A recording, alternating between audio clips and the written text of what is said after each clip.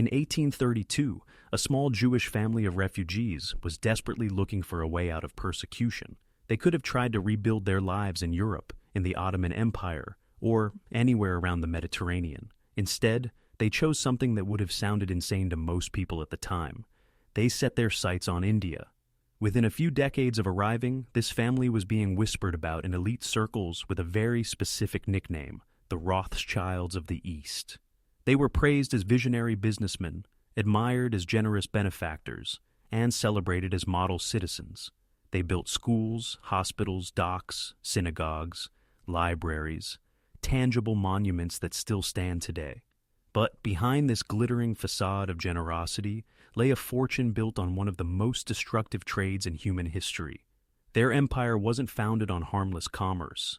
It was financed by addiction, misery, and the slow collapse of millions of lives in another corner of the world. And none of this would have been possible without the active support and protection of the British Empire. So, buckle up, because in this video, we're going to unpack the rise and fall of the Sassoon family, and the dark opium empire that made them rich. Today, modern Mumbai ranks among the wealthiest cities in South Asia. It's India's financial and commercial capital, its entertainment powerhouse, and home to some of the most expensive real estate in the country. Its metropolitan region produces hundreds of billions of dollars in economic output every year. Luxury malls, high-rise towers, and corporate headquarters dominate the skyline. But if you peel back the layers of this success story and start digging into how Bombay, as it was then called, grew into this powerhouse, you'll repeatedly stumble on the same name, the Sassoons. The Sassoon family arrived in Bombay in the 19th century as refugees from Baghdad. They had lost a lot on the way: property, security, social status. Yet they still carried with them something more valuable than gold: experience in high-level finance, access to trading networks that stretched across the Middle East, and a deep understanding of how to work alongside political power. When they landed in Bombay, it was still a British colonial port, not yet the bustling megacity we know now, but clearly on the rise. The British were turning it into a key node in their global trading network. Cotton from the Indian hinterland, opium grown in other parts of British India, and manufactured goods from Europe all flowed through this city. The Sassoons recognized an opportunity. They began by investing in cotton mills, turning raw cotton into textiles for global markets. Over time, their mills became a core part of Bombay's industrial base, powering its growth well into the 20th century. The neighborhoods that once hosted their smoke-belching factories have since evolved into glamorous districts full of luxury high-rises, office parks, and shopping centers. At the same time, the Sassoons were building something less visible but just as powerful: their reputation. They donated heavily to public works schools to educate children, hospitals to care for the sick, synagogues for worship, libraries for learning. Many of these institutions still function today and are a normal part of everyday life in Mumbai. For ordinary people, the Sassoon name was associated with progress, generosity, and civic spirit. But the most important part of this story is what people didn't see. Behind the schools and hospitals was a massive need to cleanse their image and whitewash their money, because the main source of the Sassoon wealth wasn't textiles, real estate, or shipping. It was drugs, specifically opium. The Sassoon family became one of the biggest players in trafficking opium from British India into China. At that time, opium was the single most profitable drug in the world. British authorities had set up a giant system to cultivate it on a vast scale in places like Bengal. The Sassoons then stepped into this structure and came to dominate the trade. According to some estimates, the Sassoon enterprises controlled as much as 70% of the global opium trade at their peak. Opium itself made up roughly 14% of Britain's revenue from India. Put those numbers together, and you'll understand just how enormous the Sassoon fortune became. Profits from this trade poured into their businesses and funded their philanthropic projects in Bombay.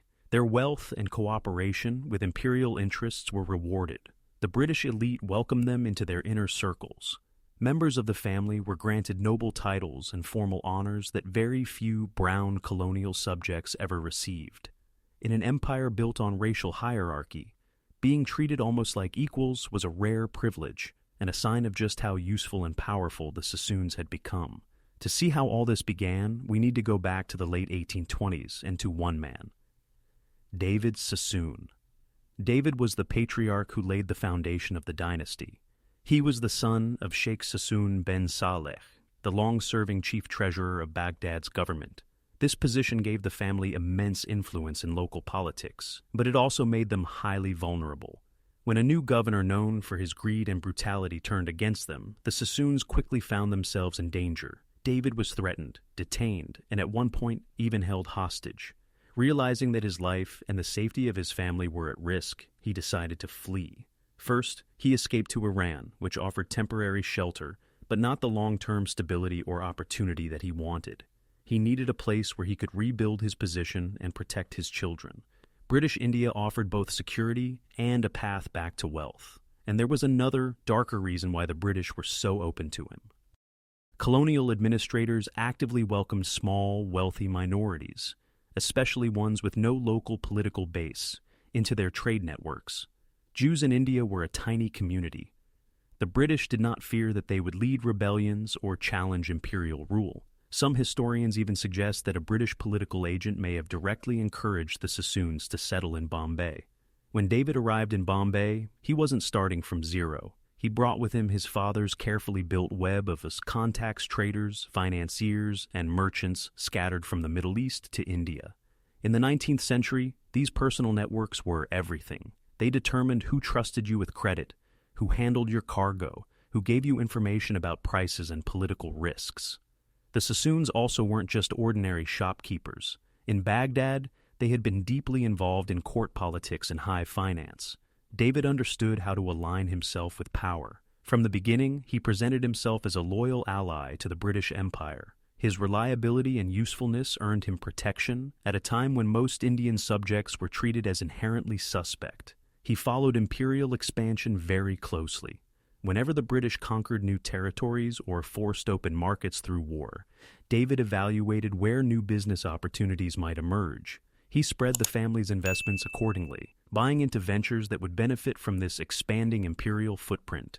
His greatest windfall came when the vast Chinese market was pried open. The demand for opium in China was huge and growing. To understand why, we need a quick recap of the trade dynamics between Britain and China. For a long time, Britain desperately wanted Chinese goods, especially tea, silk, and porcelain. The problem was that China didn't want much from Britain in return. Chinese officials saw most British manufactured goods as inferior or unnecessary. There were no balanced barter arrangements, no equal trade in both directions. So, British merchants had to pay in silver for Chinese exports. As tea consumption skyrocketed in Britain, the flow of silver out of the country became enormous. Britain's silver reserves were draining, and this trade imbalance was becoming unsustainable. Meanwhile, from China's perspective, it looked great. Silver was pouring in, the treasury was strong, and the empire didn't need to buy much from the West. There was a huge trade surplus in China's favor. To fix this, Britain turned to opium grown in India. They began flooding China with this highly addictive drug. Chinese users were willing to pay for opium in silver, and that reversed the flow of precious metal. Suddenly, silver was moving back toward British hands instead of only leaving. This wasn't just a financial trick. Opium addiction devastated communities across China. It undermined the health, productivity, and stability of the empire. But from the British perspective, it solved a pressing economic problem and opened the door to deeper political and military influence in Asia. This is where the Sassoons fit in. They became key intermediaries in moving Indian opium into Chinese markets, and they didn't do it on a small scale.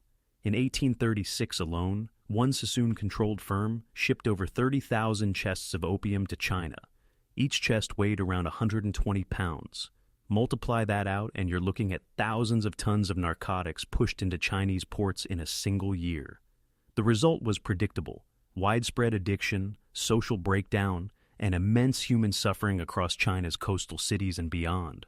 While millions of Chinese people were being trapped in dependence on this drug, the Sassoons were counting their profits and expanding their empire.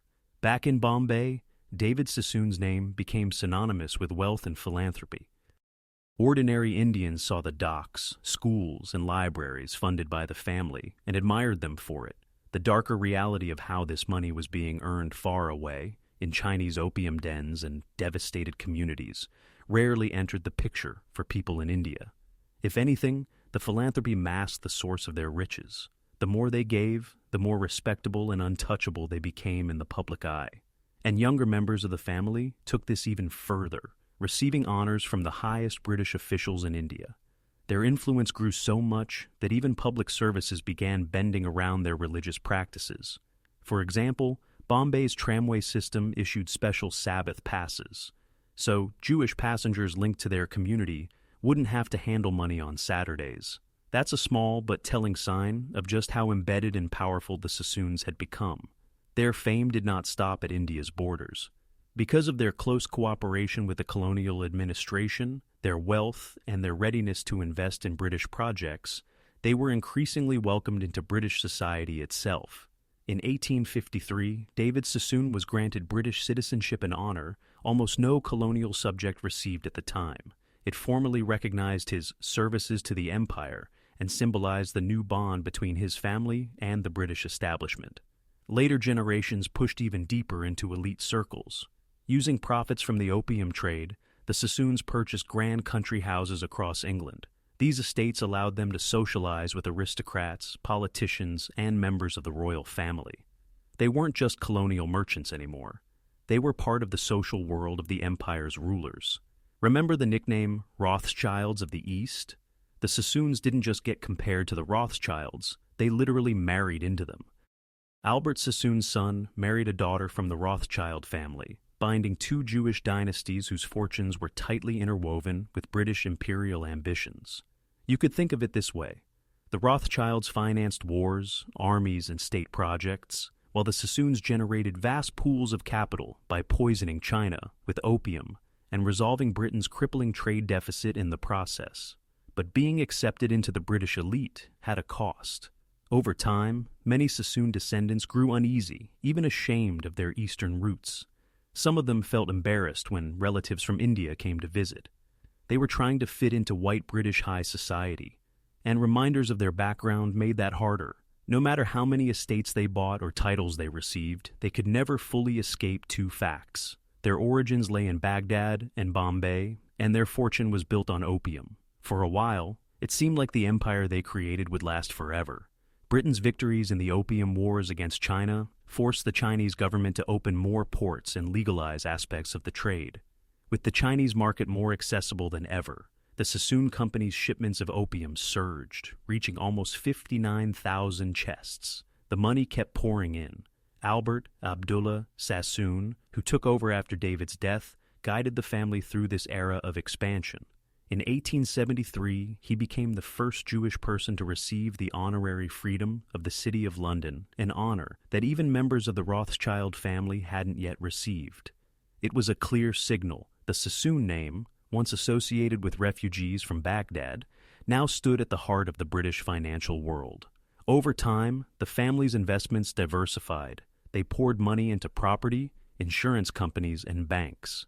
They bought stakes in an American railway syndicate, lent to Hungary's national debt, and acquired real estate across Europe.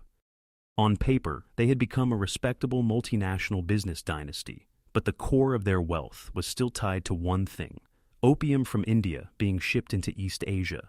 Even after Britain and China formally committed to ending the trade, it carried on in more discreet ways well into the 1920s. The Sassoons were also early adopters of technology. They used the telegraph to coordinate operations across continents. They bought steamships to control transportation, set up maritime insurance firms to protect those ships, and sat on the boards of banks that financed the whole chain. From production to shipping, insurance, and finance, they were present at every level of their own supply chain. As public opinion slowly turned against opium in both Europe and Asia, the Sassoons didn't immediately back down.